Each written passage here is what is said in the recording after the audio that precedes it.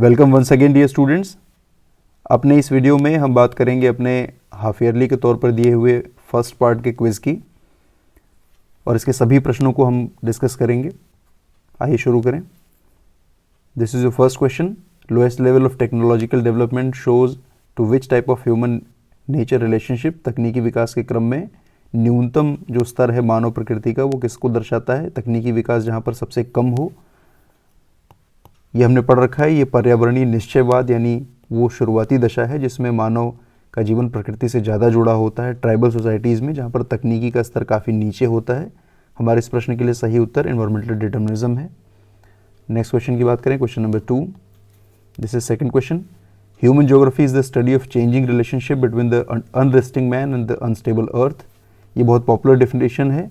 अनरेस्टिंग man and unstable earth, ये जो definition है ये दी गई है एलन-सी सैम्पल द्वारा। एलन-सी सैम्पल जो कि रेडजेल की शिष्या मानी जाती हैं और डिटर्मिनिज्म की सपोर्टर थी, उनकी डेफिनेशन में उन्होंने क्रियाशील मानव और अस्थिर पृथ्वी के संबंध को दर्शाया है और पर्यावरणीय निश्चयवाद को ही पुष्ट किया है अपनी विचारधारा में। इस प्रश्न का सही उत्तर एलन-सी सैम्पल है। Question number 3। Who is the traffic controller in stop and go determinism concept. रुको और जाओ निश्चयवाद में यातायात नियंत्रक कौन है?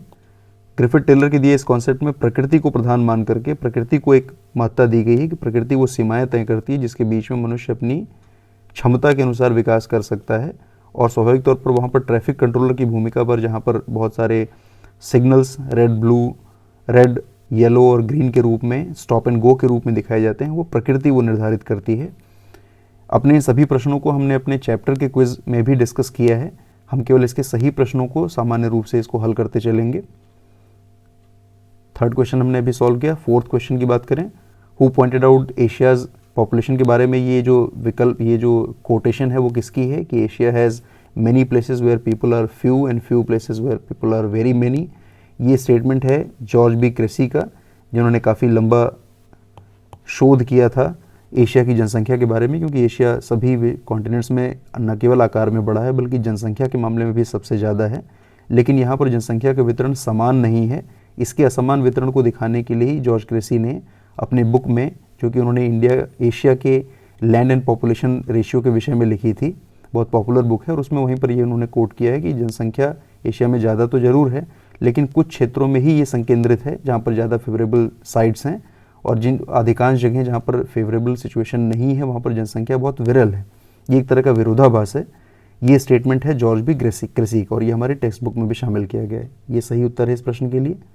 फिफ्थ क्वेश्चन की बात करें, high concentration of population in Katanga Zambia region in Africa mainly due to minerals occurrence यहाँ पर होती है, यहाँ पर खनिजों की प्राप्ति है। तांबा या कॉपर की बेल्ट है, ये रिच बेल्ट है और इसकी वजह से यहाँ पर इंडस्ट्रियलाइजेशन हुआ और बहुत सारी जनसंख्या का यहाँ पर अधिवासन हुआ, जनसंख्या सघन हो गई। तो यहाँ पर पॉपुलेशन के हाई कॉन्सेंट्रेशन का कारण यहाँ पर पाए जाने वाला मिनरल है। Right answer for this question. Question number 6। According to demographic transition model, low life expectancy, illiteracy and low level of technology are the main features. ये शुरुआती दशा है यानी ये अर्ली एक्सपेंडिंग सिचुएशन है जहाँ पर BR और DR दोनों ही ज़्यादा हैं। वहाँ पर एक्सपेक्टेंसी लाइफ की बहुत कम है, इसीलिए यानी डेथ रेट बहुत ज़्यादा है, हेल्थ फैसिलिटीज़ कमज़ोर हैं वहाँ पर, टेक्नोलॉजी का लेवल लो है, एजुकेशन का लेवल बहुत कम है और इस समाज में बर्थ रेट भी इसलिए ज़्यादा होती है, DR BR दोनों ज़्यादा होती हैं। This is showing first stage of population demographic transition theory and this is also known as early expanding stage. इस प्रश्न का सही उत्तर है ये। क्वेश्चन नंबर 7 की बात करें, which one of the following country has lowest sex ratio in the world. सबसे कम सेक्स रेशियो या लिंगानुपात किस देश का है? ये भी हमने अपने चैप्टर के वीडियो में डिस्कस किया था, चैप्टर के क्विज वीडियो में। कतर वो देश है जहाँ पर जनसंख्या का जो लिंगानुपात का जो क्रम है वो सबसे नीचे पाया जाता है, यानी यहाँ पर लगभग 311 पुरुष पाए जाते हैं प्रति 100 महिलाओं पर। यहाँ पर जो जेंडर रेशियो का फॉर्मूला है वो भारत से थोड़ा अलग है। 100 महिलाओं पर पुरुषों का अनुपात निकाला जाता है जो कि लगभग 3 गुना है। एक महिला पर लगभग 3 से ज़्यादा पुरुषों की संख्या यहाँ पर आती है, जो कि बहुत नकारात्मक लिंगानुपात को दिखाता है। कतर इस प्रश्न का सही उत्तर है। Triangular shape pyramid refers to which type of population. ये एक्सपेंडिंग पॉपुलेशन को दिखाता है जहाँ पर जो बेस है वो काफ़ी चौड़ा होता है, क्योंकि यहाँ पर जो बर्थ रेट है वो हाई होती है, ऊपर की तरफ डेथ रेट हाई होने से भी ऊपर का जो शीर्ष है वो बहुत सकरा हो जाता है और इस तरीके से ट्रायंगुलर शेप बनता है। जितने भी अंडर डेवलप्ड देश हैं, अफ्रीका के ज़्यादातर देश इसमें आते हैं, लैटिन अमेरिका के भी कुछ देश हैं, एशिया के भी कई सारे मुल्क हैं जो इसमें शामिल किए जा सकते हैं, जहाँ पर एक्सपेंडिंग पॉपुलेशन पाई जाती है, यानी जनसंख्या ज़्यादा है, वहाँ का समाज पर्याप्त रूप से विकसित नहीं है, सोसाइटी और इकोनॉमी दोनों ही अभी पिछड़ी दशा में है। Triangular shape expanding population pyramid को दिखाता है। क्वेश्चन नंबर 9 की बात करें, this is question number 9। What is A and be in given formula for India? Sex ratio जो हम भारत के लिए निकालते हैं उसमें ए और बी जो कि प्रति 1000 पर अनुपात है वो क्या दिखाता है? ए महिलाओं की जनसंख्या है, जबकि बी जो है वो पुरुषों की जनसंख्या है, क्योंकि भारत में परंपरागत तौर पर ही पुरुष प्रधान समाज माना जाता है और यहाँ पर महिलाओं की संख्या पुरुषों की तुलना में थोड़ी कम है, इसीलिए हम प्रति 1000 पुरुषों के ऊपर महिलाओं की संख्या निकालते हैं। So A is for female population, B is for male population. सही उत्तर इस प्रश्न का ये है। नेक्स्ट क्वेश्चन की बात करें, क्वेश्चन नंबर 10, 10वां प्रश्न। Which state of India has lowest population density according to census 2011? सबसे कम पॉपुलेशन डेंसिटी या जनसंख्या का घनत्व किस राज्य का है? बच्चों, भारत में जनसंख्या घनत्व की अगर हम बात करें तो सब जो भारत के हिमालयन स्टेट हैं, यानी हिमालय जिन राज्यों में है जहाँ पर पहाड़ी या अनइवन सरफेस ज़्यादा है, या राजस्थान की बात करें तो वहाँ पर जो पश्चिमी हिस्सा है डेजर्ट का पार्ट, उन जगहों पर जनसंख्या बहुत विरल पाई जाती है। जम्मू एंड कश्मीर में लद्दाख का जो हिस्सा है, कोल्ड डेजर्ट जहाँ पर है, उन जगहों पर भी जनसंख्या घनत्व काफ़ी कम है। यहाँ पर जो विकल्प दिए गए हैं असम, मिज़ोरम, पंजाब, असम और पंजाब दोनों ही मैदानी इलाके हैं, तो यहाँ पर जनसंख्या के कम होने का प्रश्न ही नहीं है, जनसंख्या घनत्व भी यहाँ पर ज़्यादा होगा।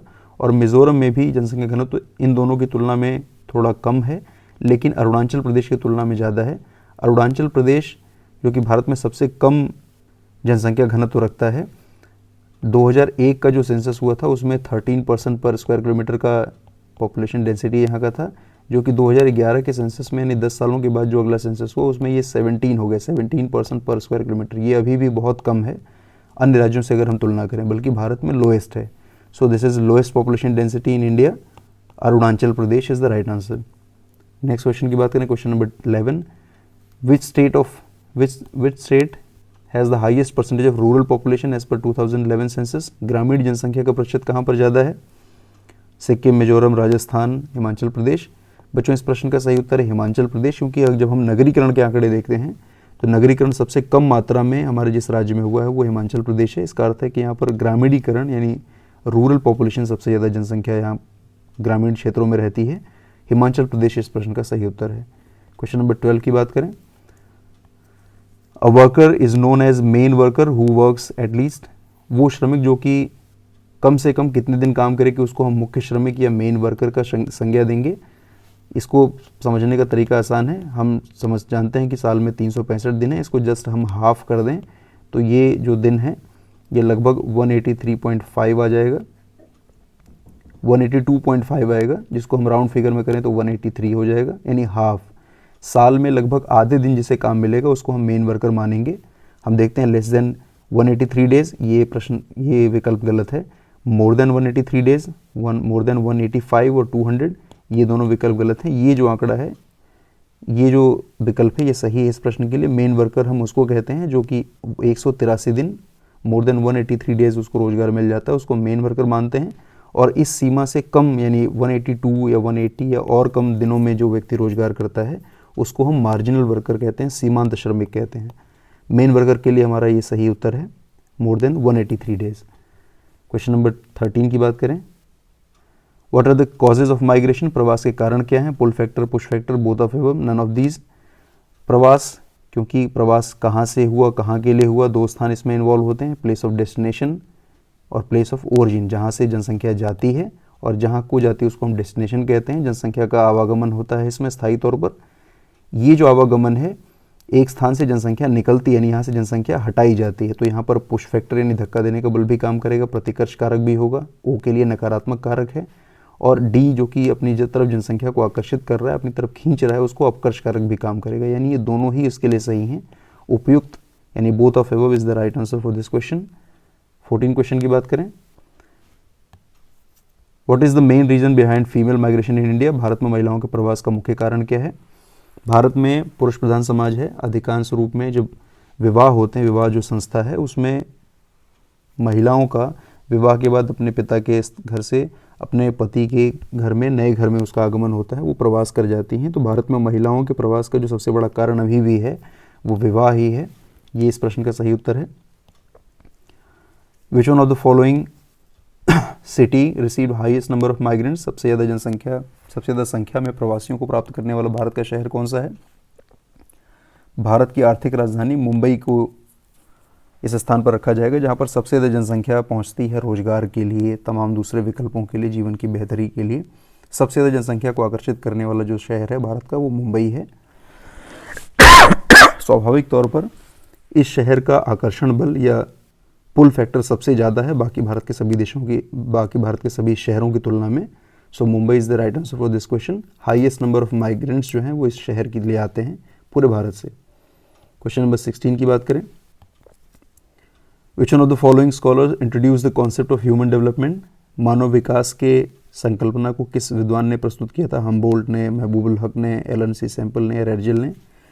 आसान उत्तर है इसका, पाकिस्तान के एक बहुत फेमस इकोनॉमिस्ट थे डॉक्टर महबूबुल हक, उनकी संकल्पना है मानव विकास के रूप में जिसे हम पहचान करते हैं और अलग अलग इंडिकेटर्स पर हम उसकी कैलकुलेशन करते हैं। डॉक्टर महबूबुल हक was the first man who introduced the concept of human development. Question number 17, next question, when was the first human development report published by UNDP? वो प्रश्न बच्चों, इस प्रश्न का सही उत्तर है 1990। 1990 से यूएनडीपी ने इस HDR का यानी ह्यूमन डेवलपमेंट रिपोर्ट का प्रकाशन करना शुरू किया, जिसमें एक इंडेक्स दिया होता है HDI, मानव विकास सूचकांक, ह्यूमन डेवलपमेंट इंडेक्स। और ये जो कि महबूबुल हक साहब के कॉन्सेप्ट पर आधारित है, मानव विकास के कॉन्सेप्ट पर आधारित है। इसका प्रकाशन 1990 से शुरू और उसके बाद से अनवरत हर वर्ष ये आकलन किया जाता है बाकी सभी देशों के आंकड़ों को उठा करके कि मानव विकास की जो श्रेणी है, मानव विकास की जो स्थिति है वो अलग अलग देशों में कहाँ पर है। इस प्रश्न का सही उत्तर है 1990, 1990। Question number 18, what is the full form of UNDP? UNDP जो HDR का प्रकाशन करता है उसका फुल फॉर्म क्या है? United Nation Development Programme. United Nation Development Programme, संयुक्त राष्ट्र विकास कार्यक्रम। जो थर्ड ऑप्शन है वो सही विकल्प है इसका, संयुक्त राष्ट्र विकास कार्यक्रम, United Nation Development Programme is the full form of UNDP. Question number 19,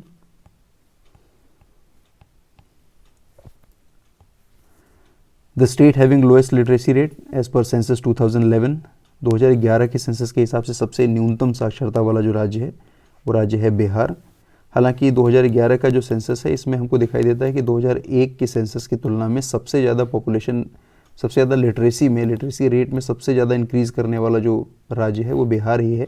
यानी इन 10 सालों में अपनी जो लिटरेसी है वो लगभग 40 से इसने 60 लगभग 20% की वृद्धि की है। लेकिन अभी भी भारत में सबसे कम साक्षरता वाला जो राज्य है वो बिहार ही है। सो हमारे इस प्रश्न का सही उत्तर है बिहार।